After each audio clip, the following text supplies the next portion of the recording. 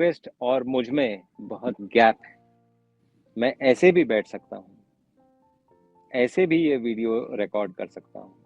मैं नॉर्मली ऐसे बैठता हूँ। जब आप अपना पोस्चर ऐसे करते हैं, जैसे आप स्टूल पे बैठे हों, तो आपका स्पाइन बिल्कुल सीधा होता है।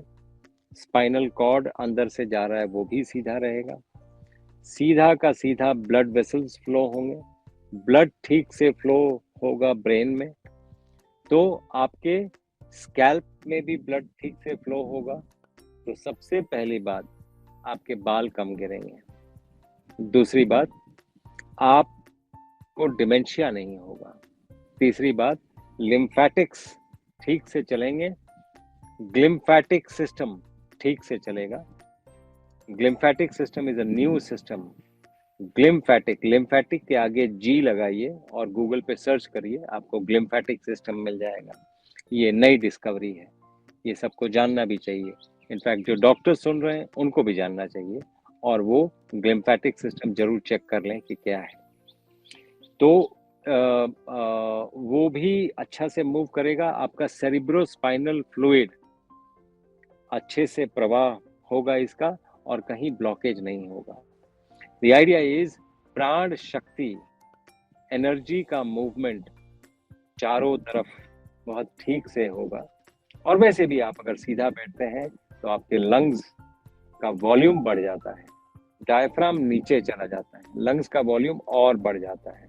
आप लंबी सांस ले सकते हैं, लंबी सांस छोड़ सकते हैं, जिसको अल्कलाइन ब्रीदिंग कहते हैं।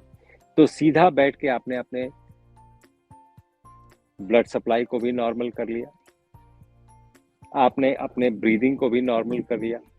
तो एबीसी ऑफ लाइफ में एयरवे, ब्रीदिंग, सर्कुलेशन, ये तीनों एबीसी ऑफ लाइफ कहते हैं इसको। एयरवे, ब्रीदिंग, सर्कुलेशन को आपने नॉर्मल कर लिया सिर्फ सीधा बैठ के। इसलिए आप देखेंगे कुछ लोगों के पूजा पद्धति में ये लिखा गया है कि आपको स्टूल पे बैठना है, जैसे Buddhist. I respect them, because आप देखिए दलाई लामा 94 इयर्स के एज में खड़े हैं। वो इसलिए खड़े हैं कि बुद्धिस्ट अगर सीईओ भी होगा, दूसरों को चेयर पे बैठाएगा, खुद स्टूल पे बैठता है, वो बैक रेस्ट नहीं लेता है।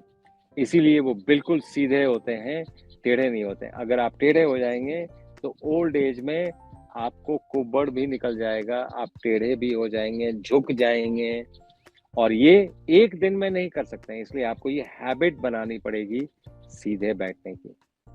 Thank you.